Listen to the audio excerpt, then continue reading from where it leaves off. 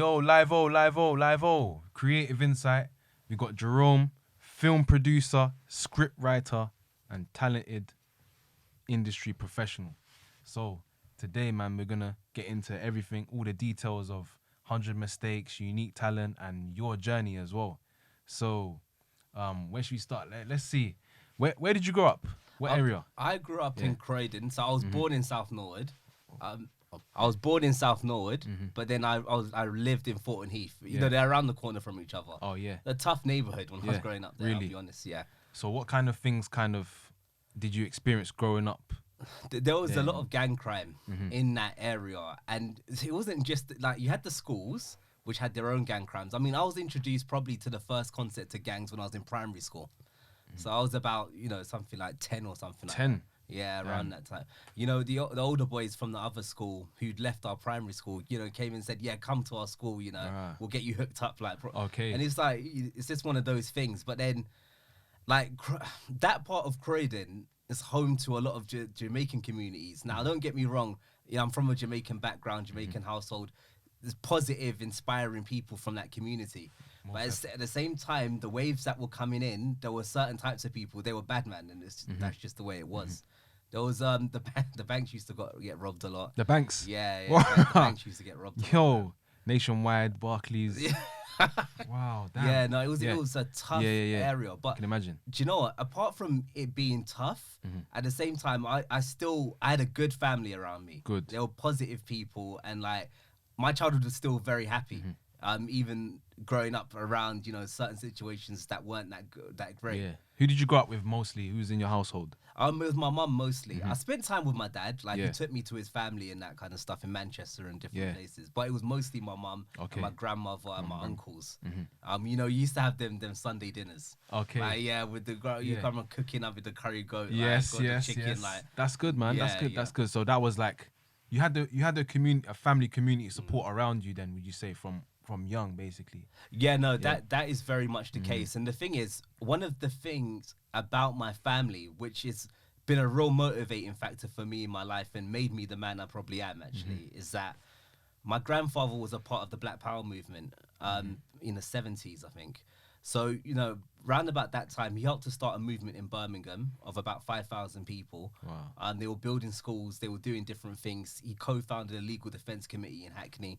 Whoa. Like, he was on that side of the Black Power movement, Malcolm X's side of the Black Power movement. That inspired me a lot. And it made me get into certain things and into Black consciousness from a very young age. Okay. And in Black consciousness, what was it that you was getting involved in? So there was that. When I had my own growth, from about the age of 12, I started to hang out with Black conscious movements and organizations. So I kind of started to hang out with Louis Farrakhan's branch of the Nation of Islam in the UK. Not all of the things they said and did and all of this I agreed with, but they still taught me a lot of knowledge and dropped a lot of knowledge on me, which helped to frame my perspective of life and my own history and myself and my self-concepts of who I am as a man and as a person living in a Western world, kind of thing. From what age was that? From about 12. From 12, that's a mature concept to understand. Like, knowing yourself at that age is, wow, man, that's insane that he was able to have that level of thinking from a young age, man. That's impressive. The thing is, and I have always been a deep thinker, and I've just always been that way. My mum constantly tells me that, Jerome, when you were 5, you were telling me you wanted to be a scholar. So I've always been into knowledge and understanding things. I used to love to read. From the moment I discovered books, really, and the library when I was in primary school, I was there reading every book under the sun. Knowledge is something I have a passion for. And knowledge is power, as they say. Exactly. So what books was you reading at 12, 13? What books was it? So I was reading Message to the Black Man in America. But apart from that, a great book, actually, was J.R.R. Rogers' book, which I can't remember the exact name of the book, but it's a landmark book in that it goes, that's it, 100 amazing facts about the black race. And it's it's all the historical figures, queens of Ethiopia, all of these different people that made a real difference in our history. So I was reading those two books. I was also taking in a lot of knowledge, and at a certain age, by about 14, I discovered Islam. like Sunni Islam, like mainstream Islam. And I started to read a lot about the golden age of Islam, the history of Islamic civilizations and their contributions to humanity.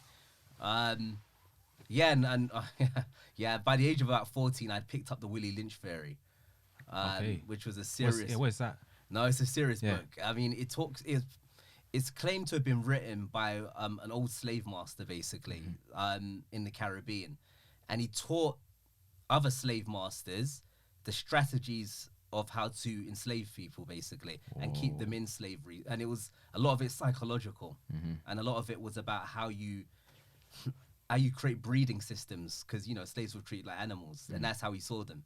So it was like, that was a very interesting book. Yeah, I can imagine. And like, man, at 14 you was reading those books. Yeah, no, yeah, was. That's insane, man. So what was it that like brought you down that path to read that certain type of books? Like, how was it was the movements that I was around, but then it was like I said, it was my family. So my grandfather being in my great grandfather was a follower of Marcus Garvey. So I was reading the philosophies and opinions of Marcus Garvey from a young age as well. Like all of that, how do I put it? It's partly a mix between your influences, your environment, like your family and the people you're around, but it's partly how you are as a person. So I have other family members that weren't so much into that. But when my family was sitting there and Sunday dinners having intellectual debates about like the state of society, institutionalized racism, the system, all of these things, I was the only grandchild that would be sitting there listening to what everybody spoke about. And it's just something naturally that appealed to me, understanding Black history and understanding our role in society and in the world. And how was that, like, you being amongst your peers and you kind of, like as you say, being the only one, the youngest at the table, how was that with you and your peers? Did they look at you like as an inspiration to them that they could learn something? Or was it like, like, come on, like, let's play the PS4 or PS2 or wherever it was back, like those times there, was it, how was that, like, how did that affect the dynamic with your peers at that time? Do you know what's very interesting about that? You brought back a memory for me. When I was about 14 and I was in high school, there were two friends that I had at that high school. The way I started to hang out with them properly is that I knew them, like, because they knew some of my cousins and stuff, but we never chilled or anything. Okay. And then I met up, and then one of them came up to me once, and he was like, "Oh, you must be so intelligent and so brainy and all of this kind of stuff." And it was because of the way I used to speak about history and about our people. I used to print like material for Black History Month and go and give it to all the kids in my school, basically, and in my year group and that kind of stuff. So like he clocked onto that, and that's how we became very good friends in school. Okay. Years later, I remember one of my friends now, he's kind of he's got into Egyptology and different things. He's doing well for himself, mechanical engineer, all this stuff. Amazing. I'm proud of him and what he's done. Good. But he came up, he said to me, do you know what, Jerome, what is your spirituality and all of that? And I was like, I'm probably more on the Christian side, that kind of thing. And he was like, do you know what, I remember back in the day, you were talking to us about Egyptology, about ancient Egypt, and about all of the pyramids and all of these things. And like, it's only now that I've realized what you were talking about. So he was saying that when we were 14, I was talking to him about the Egyptians and all these things. And it's only now at his point in his life. It's only clocking on now. Yeah, that he's now getting into that himself and now understanding. So you were way ahead of the curve, would you say? Yeah. Do you know what? Mate, it's been described that way sometimes. It has been. Wow, man, that's actually like inspirational to hear, man. That like at a young age, you were able to have be able to process things like that. Because most young people, maybe, I wouldn't say most, but maybe some might not gravitate towards it. But definitely, you had the knowledge prior to that. So it's a good look, man, definitely. And moving on from there now, as you grew up into your teenage years, 18, 19, like, what was happening around that time in your life there? Yes, my people, it's myself, Sen. Yo, it's your girl, Gigi Tanasi. It's Devontae. This is Mad Mizzy. J Visions. Yo, it's Moby, and my name is AJL. How's it going, guys? This is King Ahmed. I'm Nari J. I'm with JV8 Studios. Season 2. Break the boss. I'm a sing. Big up all the man them, big up all the family, and big up JV8. Make sure you like, comment, subscribe, and also share. Peace. look, the gang crime still stayed around and all of that. But I mean, look, apart from that, I was doing some of the usual things like partying, like going out raving, having your girlfriends, doing all of that. Did you go uni as well? Yeah, I did. Oh, cool. Yeah. So I went. I got into. Yeah, I took a gap year after I left college, which was from 18 to 19, if I remember. Yeah, and then I went into uni after that. And I did my degree in film and broadcasting. Okay, film. Yeah. Okay, so that's where it became. That's where like you got interested in film. Or was it before that? It's kind of before that because when I was 16, I did a media BTech. Okay, I was gonna ask what you studied at college. Yeah. I like when I was doing my GCSEs, I decided at that age I want to be a journalist. So from that point, I thought I'd love to travel and I love to write. Yeah. So from that point, I then went to do the media BTech, which wasn't the right course actually for doing journalism. Right. But it was kind of sold to me by the teachers in that way. Okay. But I learned a lot. I had access to equipment. The BTECs we had are not like the courses young people have today. Like we were given equipment on the first day. And back then it was high quality equipment. Mini DVs were the thing more than DSLRs back then. Taught to use the software, taught to use Final Cut Pro, which again was the thing back then rather than Adobe Premiere. I learned a lot of skills, and because I was quite enterprising, so I liked to come up with my own ideas and own initiatives. I was using their kit to go and film things. Like when I was younger, about 17, I shot a video with a former Commonwealth champion and a former Youth Olympic silver medalist. And this was in the run up to the 2012 Olympics because they were competing in there. Okay. And you did that at 17? Yeah. Wow, okay. And so you got the equipment from the college and then you went and was that part of a college project or was you No, did it was on your separate. own It back? was separate. Yeah. Wow, okay. It was separate. And was that solo or within a team? It was solo. It was solo at that point. So you filmed it, you planned it, filmed it, edited it. Yeah. That's a good experience to have from the age of 17. Yeah, no, it was interesting. It was really interesting. And it was a good thing. But like, because maybe just rewinding a tiny bit for a quick second. I've described this before. I had a business mentor when I was younger, and he like taught me about salesmanship, about business, and kind of gave me a real initiative. He was from the Black consciousness movements that I used to hang out with when I was younger. And he gave a speech about kind of building businesses in our community and forming our own microeconomies and giving ourselves and each other wealth, basically.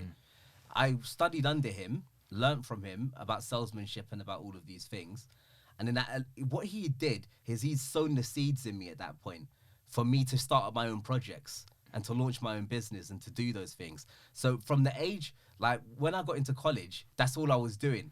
You saw me just trying to plow through different business ideas. I was developing and homing those skills back then. So I knew a lot of communication skills, a lot of partnership building skills. I would go across the campuses, or my campus basically, and go and speak to like the dance students, go and speak to the graphic design students, go and speak to the fashion students. And I'll go and try and form partnerships with them and speak to them and say, look, help me to develop these future products in the future. And I was doing quite a lot of stuff like that, self-driven stuff, because that was what was put in me, to be honest, by him. From your mentor. Yeah. So, and then this is what I get confused sometimes as well, because in school, did you learn any of these type of like entrepreneurial skills in school? Nothing like that. So okay. So how did you find a business mentor then? Was that through the school or was that external? That was the Black consciousness. Oh yeah, Black. Okay. Yeah. Wow, nice. Okay. See, so in school you're not learning about being an entrepreneur, coming up with your own ideas, but you learned that outside of school. Yeah, no, I did. Yeah. And to be fair, it's something me and my mum speak about because she was a bit against it, you know. Really? Yeah. Why was she against it? Because you know what it is? My family are like, they come from they were taught something. Go to school, go to college, go to university, get the professional job. So my mum's a probation officer, grandmother's a social worker, grandfather started the legal defense committee. You know, like my family are professionals in professional roles. No one was really enterprising apart from Uncle Anthony, actually, he started his cookie business and he was selling stuff. Which is a decent business. But apart from him, the traditional route was doing that. And my mum was like, Jerome, go and get a job at 16, kind of. Yeah. Not focus on this business nonsense right now because you're not making any money. And I wasn't making money, but I was learning the skills that I would need. And that, you know, you get to a certain point in your life where those skills, like seeds again, begin to sprout and become plants and this kind of thing. Wow, that's amazing, man. That's amazing. And then from there now, it really led on to you going more in that entrepreneurial route. So then when you was at uni, you was doing more filming projects. And how was that experience in there as well? That was good. First, second year of uni, I was still working on my own projects, on my own company and stuff. And the second year, I had a great experience interviewing. I don't know if you remember an old television program that was on the BBC. What was it called? Being Human. About a werewolf, a vampire, and a ghost. Yeah, I do remember. Yeah. Wow. So, like, with that, I got to interview the producer of that. And that was good. That was a good experience. He taught me a lot. 'Cause I was doing it for a university assignment. Okay, so the assignment was to find someone interesting. Someone that was in the profession you wanted to go in. Oh, right. Okay. Do you know what? Look, the funny thing is how I got to my job role that I am now is that when I was studying in college and studying in uni, do you know what I actually realized? I'm not good at technical things. I studied for all those years to learn I'm not good at technical things. Wow. And then it was when I learned when I understood that about myself, I was like, right, okay, so producer and scriptwriter are more my roles and what I'm good at. Yeah. And if you could break down the role of producer for us. Right, so as a producer, you're responsible for getting the finance that is put into the film, basically. So finding the finance for the film. Yeah. The logistical coordination of all the film shoots and the entire film project itself. And for those, what do you mean by logistical coordination? So organization of the whole shoot. So the director will take control and the DOP as well will take control of the creative side of the set. So how things look, and you give them that, for me personally anyway, I give them that autonomy with that because they're the skilled ones at that. Like I said, I'm not that type of creative. So, but as a producer, I will find the locations. I will source the actors a lot of the time. Okay. I will get all the props. I will manage the entire budget on the set, basically. Wow. And I'll get the equipment, or at least fund the equipment getting there. So that's what I mean by logistical. Okay. So budget, financing the budget, finding the finance for the film, being in charge of the logistics of the film, and what else was there? It's the logistics, but within that is the finding of locations, the props, the actors. Oh, so it's all underneath the logistics. Yeah, you're responsible for organizing the shoot happening, and all the things the director needs and the DOP needs. You have to find, source it, and put it there and get it physically there for them to use it. Wow. So would you say, man, whose role is more, I don't want to say important, but like, I don't know how to put it, but who would you say is more depending on the shoot being a success? Would it be a producer or the director, would you say? Right. I'll answer this in this way. I've been reading a good book, which I just finished, on media economics. And it says that basically the way a film production works is that they call it a nexus of contracts. So we all engage in creative partnerships, and quite complex creative partnerships, to come out with a final product, which is a film. Yeah. The producer, the DOP, and the director are in partnership with each other. We're in a I think the word is symbiotic relationship. One can't live without the other. The director can't make what he makes without money, for example. Producer cannot get the film done without the director's creative knowledge, basically, running the film set. We're in a partnership with each other. That's as I like to see it. It's a partnership, yeah. Okay, I like that explanation, actually. Yeah, it makes sense. So it's like, like you said, you're working hand in hand, like everybody coming together to collab to make it happen, basically. Exactly. And it's like, and for me, you're only as good as the team that you're with. So I don't look at myself as some individual, basically, on this. When it comes to certain things, I may have the final say because and I think just the nature of the world, those who control the budget kind of have the power in that way. But I don't use it to see it. I don't like to see it in that way, because as far as I'm concerned, if I've recruited someone into something, then it's for a particular reason. It's because they have abilities and skills I don't have. So it's good to humble yourself in that kind of way, in my opinion, and just know he or she knows more than me about this. So it's actually in their hands, and I need to trust their judgment. And as a script writer, I would say that's difficult sometimes, because you write a script and you have a vision of how a film's going to turn out and what it looks like. The director takes it and he says, yeah, but actually, I have different ideas and it might look better That's like the thing, this. yeah. And you have to just put that side of you to one side and say, no, he has a particular role and I know his role, and actually he's in charge of that.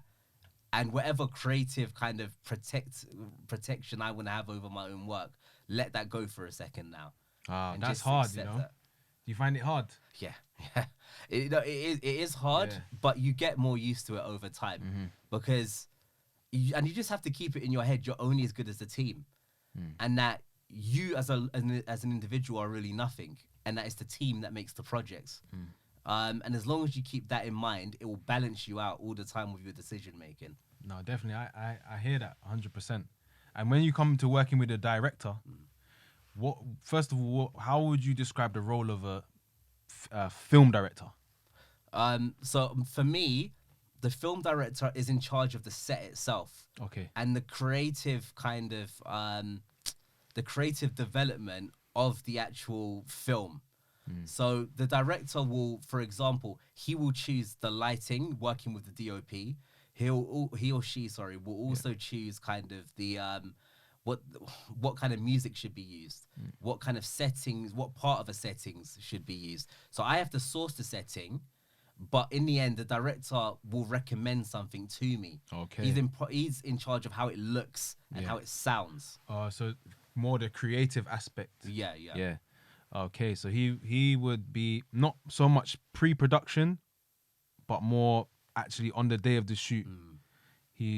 But you would have obviously a plan beforehand of how you would want it to look, or would the director, producer, and scriptwriter all come together and have a discuss, or would the director sort of like go his own way with it? Even before the shoot, you have to kind of coordinate it together, because all right, just for example, as a producer, I may be responsible for getting the actors in place and recruiting them. The director has a choice. You know, for me, when I find the actors, I put every actor in front of the director, so that he or she makes the choice about it. Oh, because right, okay. They have to choose if the person looks right for the role. That's not my role. They are in charge of the image and how this is going to look visually. So even before we've even gone into the shoot, they will have a hand in selecting the actors. And even the locations, I need to show them.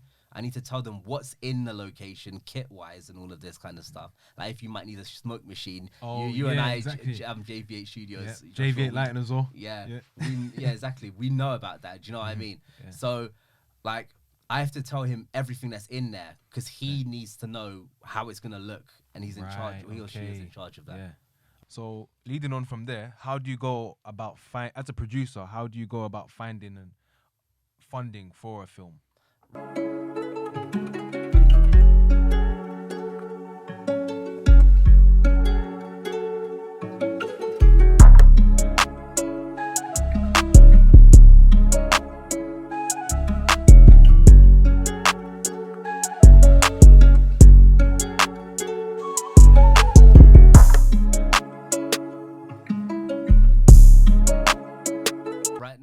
This can be broken down into different ways, because it depends on the sector that you're in and the type of productions that you're making. There are different types of productions, and depending on the type of production will determine where your finance comes from.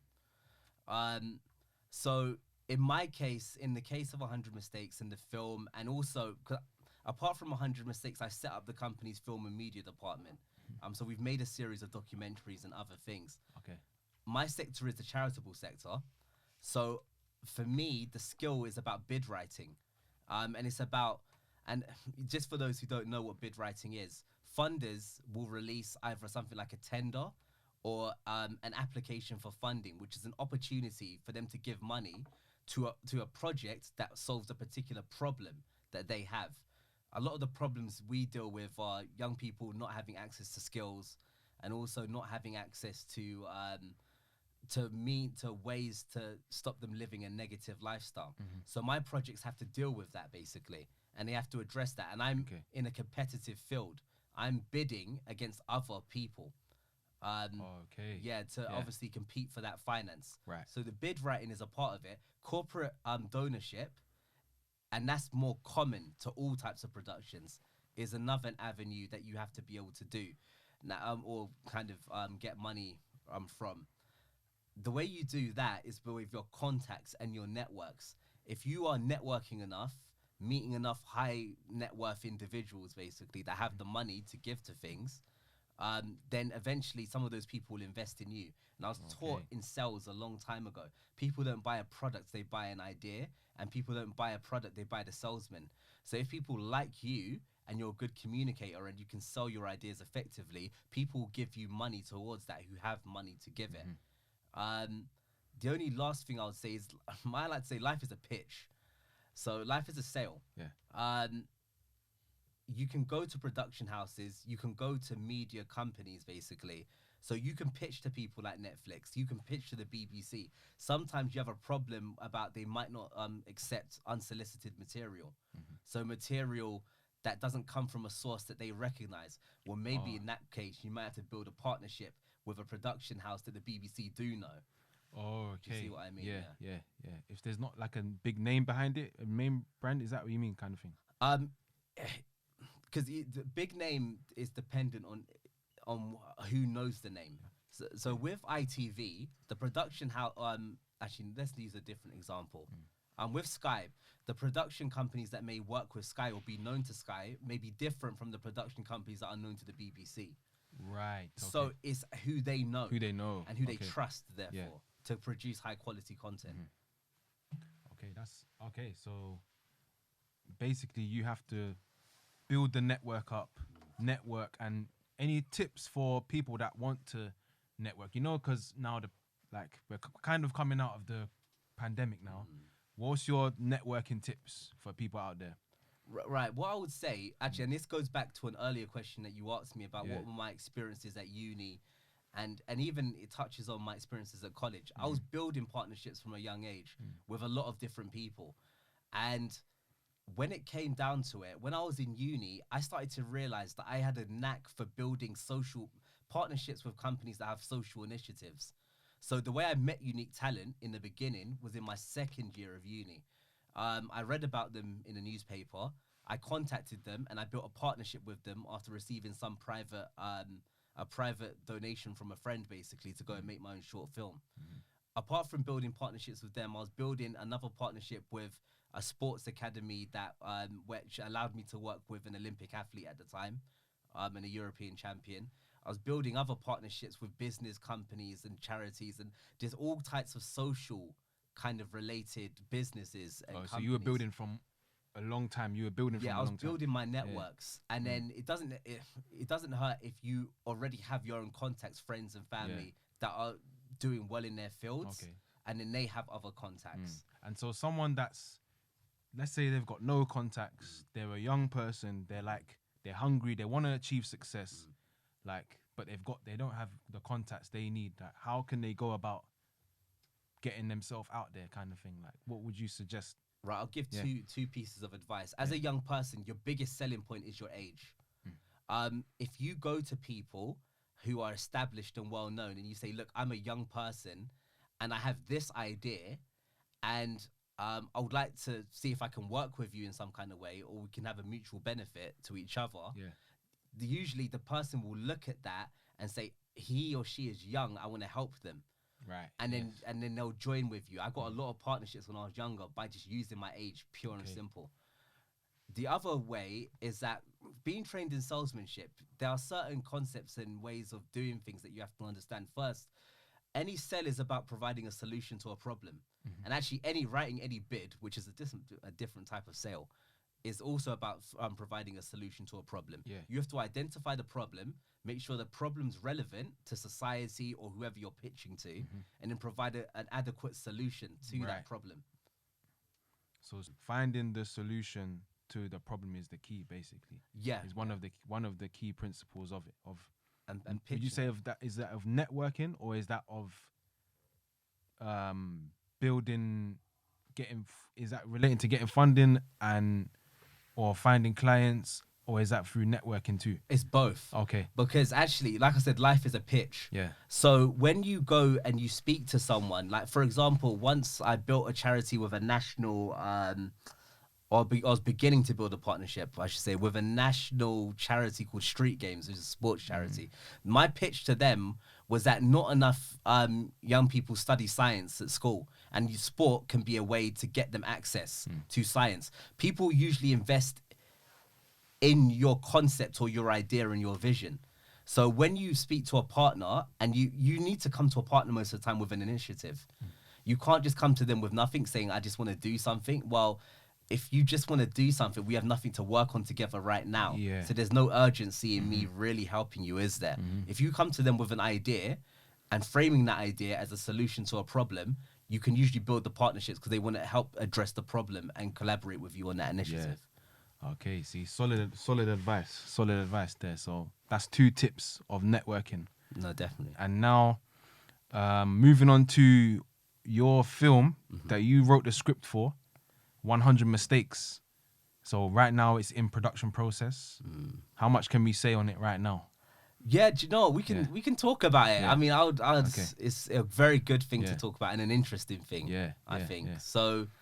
Like you said, I wrote the script for 100 Mistakes. Basically, it was the first scripts that I wrote for a feature film. I'd written scripts for short films, but not for feature length. Okay. It was based on a book that I wrote when I was 19, and it's inspired by it's a fictional story, but it's inspired by a lot of my real life experiences. So it's about a young man who turns from crime, starts up his own business, basically. He mimics a lot of my experiences that I faced in life. So just not to give too much away, but to give a small thing away. Like, you know, at one stage, the character is selling fruit out of a box. Yeah, that scene. I actually did that. That's how Hustle, man. It's hustle. Yeah, when I was 15. Grind. So I did that, and I came from that stage to where I am now. Yeah. He basically goes on a series of business adventures, whilst one of his friends goes down the negative pathway of getting involved. His other friend, who's involved in crime, is still very intelligent. He's doing business, in that kind of way, if that makes sense. But they're going down 2 different paths, and he chooses entrepreneurialism. Wow. So, okay. And then, so it's basically got a message at the end of it. Choose which path, but at the end it leaves the question, which path are they going to choose at the end of the day? Yeah, no, exactly. We hope that they're going to choose the path of the entrepreneurial. No, this is it. It's to inspire entrepreneurs and people who have ideas to go and make it a reality and chase their dream. Most definitely. We've got funding last year from the Backstage Trust. Got some more funding from a private donor this year, basically. The film's got into production in November, and we've just shot again with JV8 Studios once again this week. When is it going to be released? Right. So we are on a time frame with our funders. Yeah. And really it needs to be released just before November, so around October. Okay, so October. Yeah. Okay, so we're looking out for 100 Mistakes in October. And do you know what platforms can you say what, is it going to be anywhere? Like, is it going to be Netflix, YouTube, Amazon Prime, or in the cinemas? First of all, we'll premiere at the David Lean Cinema, Yeah. Which is an independent cinema in Croydon. Amazing. We also plan to put the film into the Urban Film Festival. We've been speaking to the director of the Urban Film Festival about this. And yeah, it's going to be screened across schools as well. Good. And in different community centres. Amazing. We will put it online. We'll put it on our YouTube platform as well. I look forward to seeing it all come together, man, because I've enjoyed working with you guys as well on it. And the shoots that we've done so far, they've all been productive. And the equipment, the team, the cast is a young cast, a young crew, and we're all kind of working together to get the job done, basically. And the last set of filming we did, that was like an interesting experience for me, because it's out of my comfort zone a bit, and I enjoyed that process too. So, and it's good to see the real production of how much work it really takes to actually bring it all together in the final third. So, yeah, big up on that one. No, thank and the script as well. No, the fact, Yeah. and you know what? The one of the only things I would say Yeah. other than that on this, is that I have been fortunate with unique talent in being able to form my own career on the back of the fact that I have a skill which is to generate finance. I can kind of choose my own job, and I chose to be an executive producer because of that. I'm skilled in that way basically, and I've generated for the company and for the partners as a whole around £200,000 basically. Nice. That's And that's being good able to achievement. do that now allows me now to choose my own job role or my own function, and basically go into this and say I'm an executive producer because I have the ability to generate finance, and then I know how a film shoot works. No, that's a vast amount of experience, vast amount. And to wrap up now, what's your one piece of advice you give an upcoming filmmaker? Right. Okay.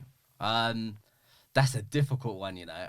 Do you Only know- one piece of advice. All right. Yeah. So the one piece of advice I'll. Do you know what? I'm gonna stick with my theme. You know, network, please. Network and get the contacts. Network. Tell the camera. Yeah, network and get the contacts. Yeah. You're only as good as your team. Partnership building can take you from one individual to an enterprise. There you go. Creative insights. Big Alright, up thank Jerome, scriptwriter, producer, 100 Mistakes in cinemas November. No, 100%. Yes. I love, man. Respect. JV8 Studios. Yes. Tell them where they can follow. You can follow us on Unique Talent CIC Instagram. So yeah, we have Instagram, we have Twitter as well. And yeah, we have a YouTube channel as well where you can see the teaser, you can see the reports on ITV that have been on the film, and you can see information about the newspaper reports as well. Cool. Big up. Big up. Done. Like, comment, subscribe to the channel. Let's go. Creative Insights. Live-o.